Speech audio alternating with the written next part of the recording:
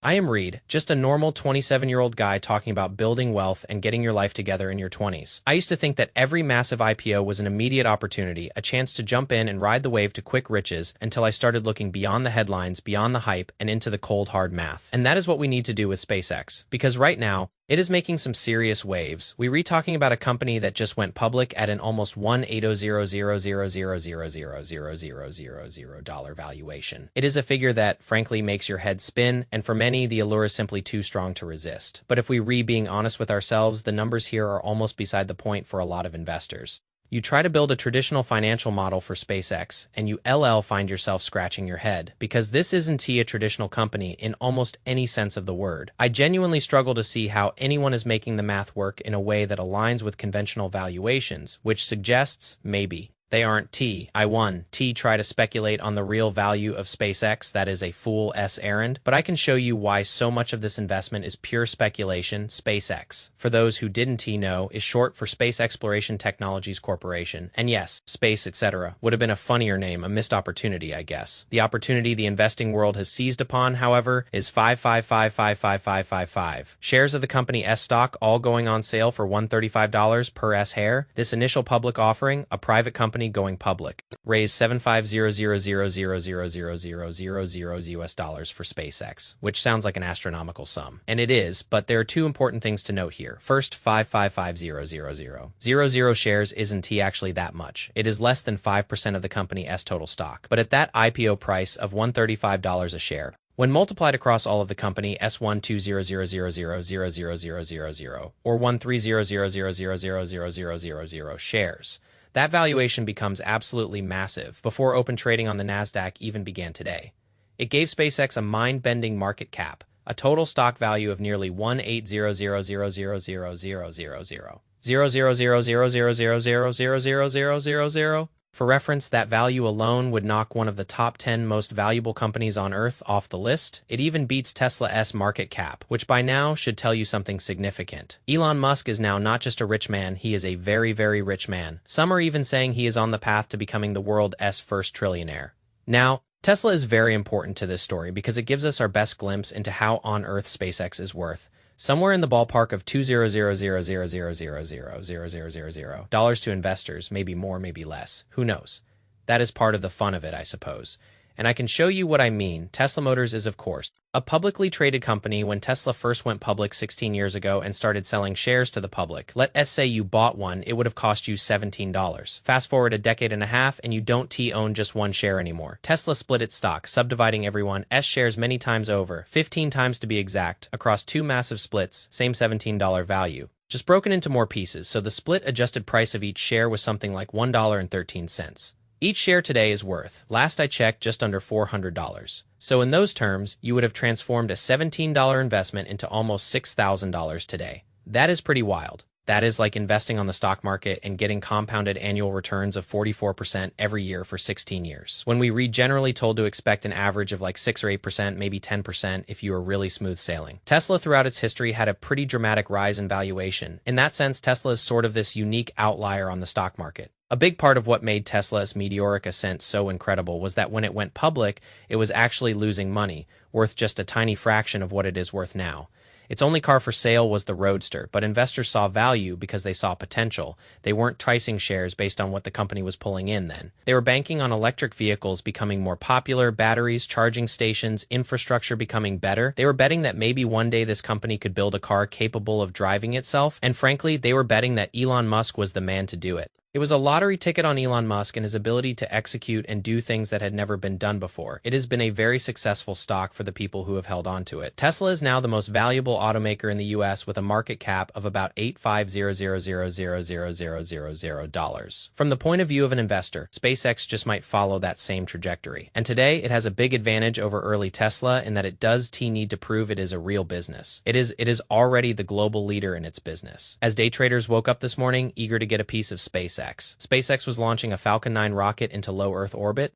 This rocket pioneered the concept of reusability. It has flown hundreds of missions, stage 1 landing confirmed, and its payload this time, dozens of Starlink satellites. SpaceX has thousands of them in low Earth orbit, more than every other company and government combined. This global communications network makes SpaceX billions of dollars every year, and these things The Falcon 9, Starlink, they aren't even the most impressive things about SpaceX. The company has high hopes for Starship, the company's fully reusable super heavy lift launch vehicle meant to transport cargo and crew to space, the moon, Mars, and beyond. SpaceX also pours billions of dollars into XAI, the company's artificial intelligence wing, which means if you think about Tesla and how its core business all those years ago was just electric cars, SpaceX's aerospace, its communications, and its AI, all wrapped up into one that puts it at the forefront of everything. So here's where we bring all of that back down to earth, starting with the valuation. The IPO price of $135 a share, putting the company market cap at somewhere around $177,000,000,000. That is nowhere near in the same universe as what this company actually pulls in each year in dollars and cents. It is essentially all pure long-term money that is being priced, and I can show you the math of it, even though I can tell you right now, it is just so far out of whack. I don't even see how it matters. As I mentioned before, I think when most people think of SpaceX, they think of the splashy rocket launches. This is a core part of the business, satellite communication, that is providing internet and mobile to millions of US Earthlings. That is another part of the business. XAI is the third pillar of SpaceX, folded in just earlier this year where it used to be its own standalone company. So pretty recent, but pretty important because two of these pillars are actually losing a ton of money. The space division posted a loss last year of $657,000,000. Just in the first 3 months of this year, it is down another $662,000,000. AI, it is where a lot of money is being spent without a clear way to recoup that money. A $600,000,000 loss projected for 2025 and another $250,000,000. In just the first quarter of 2026, what keeps this hulking machine turning is Starlink connectivity. It generated almost $45,000,000,000 in profit last year, and it is on track to do the same this year based on its Q1 results. But overall, SpaceX is spending far more than it makes, posting a nearly $500,000,000 loss for 2025, and nearly as much in just the first 3 months of 2026 when it acquired XAI. So that valuation of somewhere in the $200,000,000,000 range. SpaceX's assets don't add up to anywhere near that, and neither do its profits to what extent it is speculation or sensible forecasting.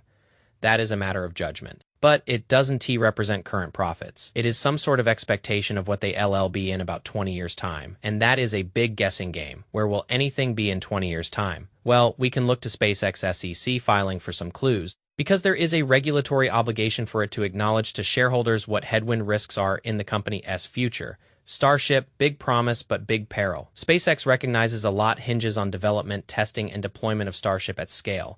If we are unable to achieve sufficient launch cadence, reusability, and capability, our ability to execute our growth strategy would be materially and adversely affected. Other hurdles include unforeseen technical challenges, supply chain disruptions, manufacturing difficulties, loss or damage to the vehicle or other components, regulatory hurdles, or the need for additional design modifications. These kinds of disclaimers are not unusual, but in the case of SpaceX, they are foundational to the point of being existential. SpaceX makes a point of acknowledging how it will rely on unproven technologies, or technologies that do not exist, or may require significant advancement, and such initiatives may not achieve commercial viability. Speaking of viability, do you know where a big part of SpaceX's current viability comes from? Our services are subject to risks related to supplying services to the US government. Let us talk about that today. It is about a man named Elon, and he is one of the greatest business leaders and innovators the world has ever produced. It is hard to deny that, to the Trump administration, Musk is a known and valued quantity. Trump owes a great deal to Musk. Elon Musk gave around $750,000,000 to his Donald Trump super PAC in the span of 3 months. President Trump must win to preserve the Constitution. He must win to preserve democracy in America. And I am not suggesting there is a direct exchange of favors here, but Musk owes a great deal to the Trump administration. SpaceX is one of the biggest government contractors in the United States. Almost its entire launch revenue outside of Starlink comes from the US government, and you might argue rightfully so. SpaceX has a near monopoly on the heavy and manned launch markets, sending cargo and people into space. So NASA and the Department of War give it a lot of money. But back to the company's future facing risk. What if some or all of that were to disappear as quickly as, say, Elon Musk cleaned house with his Department of Government Efficiency, slashing contracts, and even other departments wholesale? Not saying it'll happen, just saying it is a risk on social media and AI. Because key point here, X and the Grok chatbot are part of SpaceX. The company's regulatory filings point to increasing legislative and regulatory activity, platform moderation, intellectual property, product liability, data privacy, age restrictions, data disclosure, cybersecurity, export controls, consumer protection, all of which are not directly within SpaceX's control. From time to time, we are involved in litigation, investigations, and other regulatory proceedings which could be costly, time-consuming, and divert management attention, materially adversely affecting our business. They were saying they could get sued, and they do get sued. There are court cases and lawsuits having to do with everything from noise at SpaceX's data centers to environmental concerns over land swaps to property concerns over damage from rocket testing. And just to give you a window into a case dating back to the Biden administration, and where legal issues can get very political, SpaceX has been sued even for the way it hires its talent. Again, lots of companies get sued, but not many get sued, like SpaceX gets sued. And bottom line, Musk's biggest companies are intertwined, not just in the way that SpaceX suddenly gobbled up XAI earlier this year, but also in the way, for example, that Tesla simply owns shares in SpaceX, millions of them. And over the years, all of Musk's biggest companies have at various points faced a very similar problem, which SpaceX continues to face today. We have a history of net losses and may not achieve profitability in the future. Our substantial level of indebtedness could materially adversely affect our financial condition. Translation, our massive amounts of negative money are a problem. And managing all of these problems, this whole galaxy of risk, it all goes back to one man. As a fairly passive investor myself, I can tell you when I buy shares in a company, I don't truly care all that much about telling the company how to do its job, even if my shares technically get me votes on important issues. But I derive a lot of confidence in knowing that the company is accountable to shareholders in a way that hopefully forces it to act responsibly and in all of our best interests. But even in going public with its IPO, SpaceX works differently. What is on sale to the general public today and all of those 500 million shares that sold as part of the IPO, those are all Class A shares, one share. One vote, a tiny smidge of control over the company, but there is another type of share that isn't ever for sale to the general public. And those are Class B shares. These are super shares where one share is worth 10 votes. You know who controls almost all of the company's Class B shares, even after the IPO and after all the day trading that follows today? Elon Musk is figured to retain somewhere around 82% control of the company.